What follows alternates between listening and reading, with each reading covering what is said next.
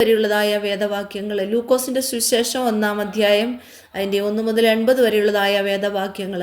ശ്രീമാനായ തെയോഫിലോസേ, ആദ്യം മുതൽ കണ്ട സാക്ഷികളും വചനത്തിൻ്റെ ശുശ്രൂഷകന്മാരുമായവർ നമ്മെ പരമേൽപ്പിച്ചതുപോലെ നമ്മുടെ ഇടയിൽ പൂർണ്ണമായി പ്രമാണിച്ചു വരുന്ന കാര്യങ്ങളെ വിവരിക്കുന്ന ഒരു ചരിത്രം ചമപ്പാൻ പലരും തുനിഞ്ഞിരിക്കൊണ്ട് നിനക്കുപദേശം ലഭിച്ചിരിക്കുന്ന വാർത്തയുടെ നിശ്ചയം നീ അറിയേണ്ടതിന് അത് ക്രമമായി എഴുതുന്നത് നന്നെന്ന് ആദ്യം മുതൽ സകലവും സൂക്ഷ്മമായി പരിശോധിച്ചിട്ട് എനിക്കും തോന്നിയിരിക്കുന്നു.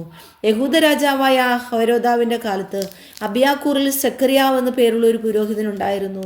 അവൻ്റെ ഭാര്യ അഹരോൻ്റെ പുത്രിമാരിൽ ഒരുത്തിയായിരുന്നു. അവൾക്ക് എലിശബത്ത് എന്ന പേർ.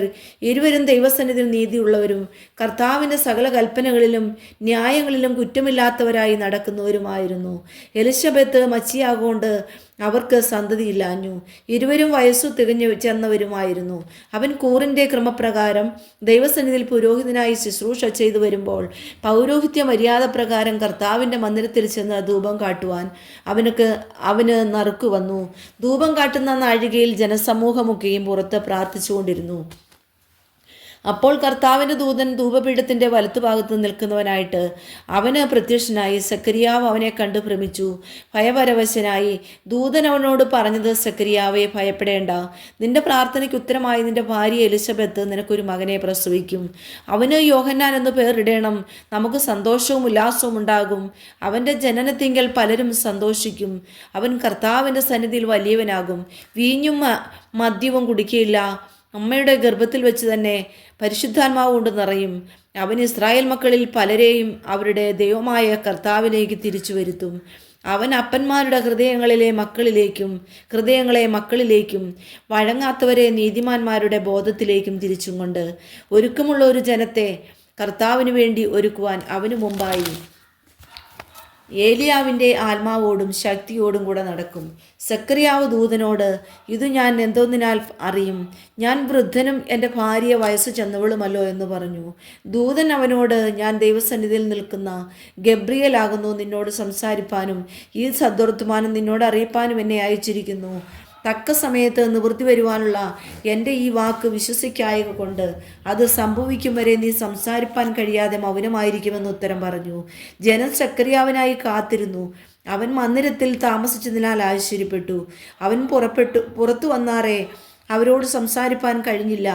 അതിനാൽ അവൻ മന്ദിരത്തിൽ ഒരു ദർശനം കണ്ടു എന്ന് അവർ അറിഞ്ഞു. അവൻ അവർക്ക് ആംഗ്യം കാട്ടി ഊമനായി പാർത്തു. അവൻ്റെ ശുശ്രൂഷാകാലം തികഞ്ഞ ശേഷം അവൻ വീട്ടിലേക്ക് പോയി. ആ നാളുകൾ കഴിഞ്ഞിട്ട് അവൻ്റെ ഭാര്യ എലിശബത്ത് ഗർഭം ധരിച്ചു.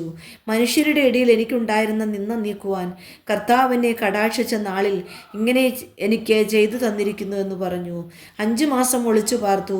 6-ാം മാസത്തിൽ ദൈവം ഗബ്രിയേൽ ദൂതനെ നസ്രത്ത് എന്ന ഗലീല പട്ടണത്തിൽ ദാവീദ് ഗ്രഹത്തിലുള്ള യോസേഫ് എന്നൊരു പുരുഷന് വിവാഹം നിശ്ചയിച്ചിരുന്ന കന്യകയുടെ അടുക്കൽ അയച്ചു. ആ കന്യകയുടെ പേർ മറിയ എന്നായിരുന്നു. ദൂതൻ അവളുടെ അടുക്കൽ അകത്തു ചെന്ന്, കൃപ ലഭിച്ചവളെ, നിനക്ക് വന്ദനം, കർത്താവ് നിന്നോട് കൂടെ ഉണ്ട് എന്ന് പറഞ്ഞു. അവൾ ആ വാക്ക് കേട്ട് ഭ്രമിച്ചു. ഇത് എന്തൊരു വന്ദനം എന്ന് വിചാരിച്ചു. ദൂതൻ അവളോട്, മറിയയെ, ഭയപ്പെടേണ്ട. നിനക്ക് ദൈവത്തിൻ്റെ കൃപ ലഭിച്ചു. നീ ഗർഭം ധരിച്ചൊരു മകനെ പ്രസവിക്കും. അവന് യേശു എന്ന് പേർ വിളിക്കണം. അവൻ വലിയവനാകും, അത്യുന്നതൻ്റെ പുത്രൻ എന്ന് വിളിക്കപ്പെടും. കർത്താവായ ദൈവം അവൻ്റെ പിതാവായ ദാവീദിൻ്റെ സിംഹാസനം അവന് കൊടുക്കും.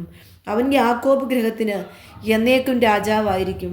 അവൻ്റെ രാജ്യത്തിന് അവസാനം ഉണ്ടാകുകയില്ല എന്ന് പറഞ്ഞു. മറിയ ദൂതനോട്, ഞാൻ പുരുഷനെ അറിയായികയാൽ ഇത് എങ്ങനെ സംഭവിക്കുമെന്ന് പറഞ്ഞു. അതിന് ദൂതൻ, പരിശുദ്ധാത്മാവ് നിന്റെ മേൽ വരും, അത്യുന്നതൻ്റെ ശക്തി നിന്റെ മേൽ നിഴലിടും.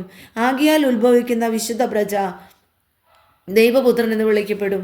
നിന്റെ ചാർച്ചക്കാരത്തി എലിശബത്തും വാർദ്ധക്യത്തിൽ ഒരു മകനെ ഗർഭം ധരിച്ചിരിക്കുന്നു. മച്ചി എന്ന് പറഞ്ഞു വന്നവൾക്ക് 6-ാം മാസം. ഇത് 6-ാം മാസം. ദൈവത്തിനൊരു കാര്യവും അസാധ്യമല്ലല്ലോ എന്ന് ഉത്തരം പറഞ്ഞു. അതിന് മറിയ, ഇതാ ഞാൻ കർത്താവിൻ്റെ ദാസി, നിന്റെ വാക്കുപോലെ എനിക്ക് ഭവിക്കട്ടെ എന്ന് പറഞ്ഞു. ദൂതൻ അവളെ വിട്ടുപോയി. ആ നാളുകളിൽ മറിയ എഴുന്നേറ്റ് മലനാട്ടിൽ ഒരു യഹൂദ്യ പട്ടണത്തിൽ ബന്ധപ്പെട്ടു ചെന്നു. സെക്കറിയാവിൻ്റെ വീട്ടിലെത്തി എലിശബത്തിനെ വന്ദിച്ചു. മറിയയുടെ വന്ദനം എലിശബത്ത് കേട്ടപ്പോൾ പിള്ള അവളുടെ ഗർഭത്തിൽ തുള്ളി. എലിശബത്ത് പരിശുദ്ധാത്മാവ് നിറഞ്ഞവളായി ഉച്ചത്തിൽ വിളിച്ചു പറഞ്ഞത്, സ്ത്രീകളിൽ നീ അനുഗ്രഹിക്കപ്പെട്ടവൾ, നിന്റെ ഗർഭഫലവും അനുഗ്രഹിക്കപ്പെട്ടത്. എൻ്റെ കർത്താവിൻ്റെ മാതാവ് എൻ്റെ അടുക്കൽ വരുന്ന മാനം. എനിക്ക് എവിടെ നിന്നുണ്ടായി? നിന്റെ വന്ദനസ്വരം എൻ്റെ ചെവിയിൽ വീണപ്പോൾ പിള്ള എൻ്റെ ഗർഭത്തിൽ ആനന്ദം കൊണ്ട് തുള്ളി. കർത്താവ് തന്നോട് അരുളി ചെയ്തതിന് നിവൃത്തിയുണ്ടാകുമെന്ന് വിശ്വസിച്ചവൾ ഭാഗ്യവതി. അപ്പോൾ മറിയ പറഞ്ഞത്, എൻ്റെ ഉള്ളം കർത്താവിനെ മഹിമപ്പെടുത്തുന്നു, എൻ്റെ ആത്മാവ് എൻ്റെ രക്ഷിതാവായ ദൈവത്തിൽ ഉല്ലസിക്കുന്നു. അവൻ തൻ്റെ ദാസിയുടെ താഴ്ച കടാക്ഷിച്ചിരിക്കുന്നുവല്ലോ. ഇന്നു മുതൽ എല്ലാ തലമുറകളും എന്നെ ഭാഗ്യവതി എന്ന് വാഴ്ത്തും. ശക്തനായവൻ എനിക്ക് വലിയവ ചെയ്തിരിക്കുന്നു. അവൻ്റെ നാമം പരിശുദ്ധം തന്നെ. അവനെ ഭയപ്പെടുന്നവർക്ക് അവൻ്റെ കരുണ തലമുറ തലമുറയോളം ഇരിക്കുന്നു. തൻ്റെ ഭുജം കൊണ്ട് അവൻ ബലം പ്രവർത്തിച്ചു. ഹൃദയവിചാരത്തിൽ അഹങ്കരിക്കുന്നവരെ ചിതറിച്ചിരിക്കുന്നു. പ്രഭുക്കന്മാരെ സിംഹാസനങ്ങളിൽ നിന്ന് ഇറക്കി താണവരെ ഉയർത്തിയിരിക്കുന്നു. വിശന്നിരിക്കുന്നവരെ നന്മകളാൽ നിറച്ചു. സമ്പന്നന്മാരെ വെറുതെ അയച്ചു കളഞ്ഞിരിക്കുന്നു. നമ്മുടെ പിതാക്കന്മാരോട് അരുളി ചെയ്തതുപോലെ അബ്രഹാമിനും അവൻ്റെ സന്തതിക്കും എന്നേക്കും കരുണ ഓർക്കേണ്ടതിന് തൻ്റെ ദാസനായ ഇസ്രായേലിനെ തുണച്ചിരിക്കുന്നു. മറിയ ഏകദേശം 3 മാസം അവളോട് കൂടെ പാർത്തിട്ട് വീട്ടിലേക്ക് മടങ്ങിപ്പോയി.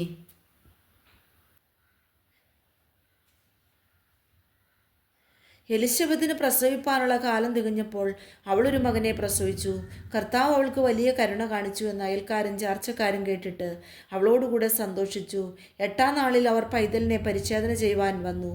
അവൻ അപ്പൻ്റെ പേർ പോലെ അവന് സെക്കരിയാവ് എന്ന് പേർ വിളിപ്പാൻ ഭാവിച്ചു. അവൻ്റെ അമ്മയോ അല്ല, അവന് യോഹന്നാൻ എന്ന് പേരിടണമെന്ന് പറഞ്ഞു. അവർ അവളോട്, നിന്റെ ചാർച്ചയിൽ ഈ പേരുള്ളവൻ ആരുമില്ലല്ലോ എന്ന് പറഞ്ഞു. പിന്നെ അവനെ എന്തു പേർ വിളിപ്പാൻ വിചാരിക്കുന്നുവെന്ന് അപ്പനോട് ആംഗ്യം കാട്ടി ചോദിച്ചു. അവനൊരു എഴുത്തുപലക ചോദിച്ചു. അവൻ്റെ പേർ യോഹന്നാൻ എന്ന് എഴുതി എല്ലാവരും ആശ്ചര്യപ്പെട്ടു. ഉടനെ അവൻ്റെ വായും നാവും തുറന്നു. അവൻ സംസാരിച്ചു, ദൈവത്തെ സ്തുതിച്ചു. ചുറ്റും പാർക്കുന്നവർക്ക് എല്ലാം ഭയമുണ്ടായി. യഹൂദ്യ മലനാട്ടിലെങ്ങും ഈ വാർത്തയൊക്കെയും പരന്നു. കേട്ടവർ എല്ലാവരും അത് ഹൃദയത്തിൽ നിക്ഷേപിച്ചു. ഈ പൈതൽ എന്താകുമെന്ന് പറഞ്ഞു. കർത്താവിൻ്റെ കൈ അവനോടുകൂടെ ഉണ്ടായിരുന്നു. അവൻ്റെ അപ്പനായ സെക്കരിയാവ് പരിശുദ്ധാത്മാവ് നിറഞ്ഞവനായി പ്രവചിച്ചു പറഞ്ഞത്, ഇസ്രായേലിൻ്റെ ദൈവമായ കർത്താവ് അനുഗ്രഹിക്കപ്പെട്ടവൻ.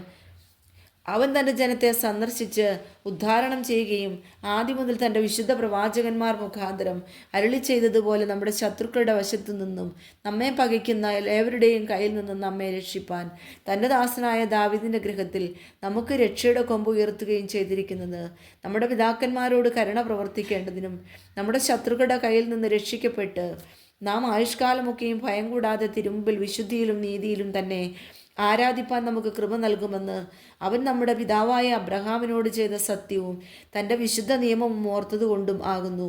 നീയോ പൈതലേ, അത്യുന്നതന്റെ പ്രവാചകൻ എന്ന് വിളിക്കപ്പെടും.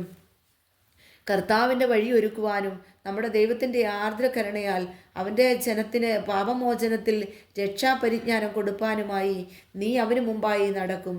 ഇരുളിലും മരണനിഴലിലും ഇരിക്കുന്നവർക്ക് പ്രകാശിച്ചു.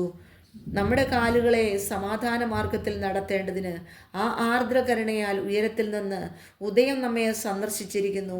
പൈതൽ വളർന്നു, ആത്മാവിൽ ബലപ്പെട്ടു. അവന് ഇസ്രായേലിന് തന്നെത്താൻ കാണിക്കുകയും നാൾ വരെ മരുഭൂമിയിൽ ആയിരുന്നു.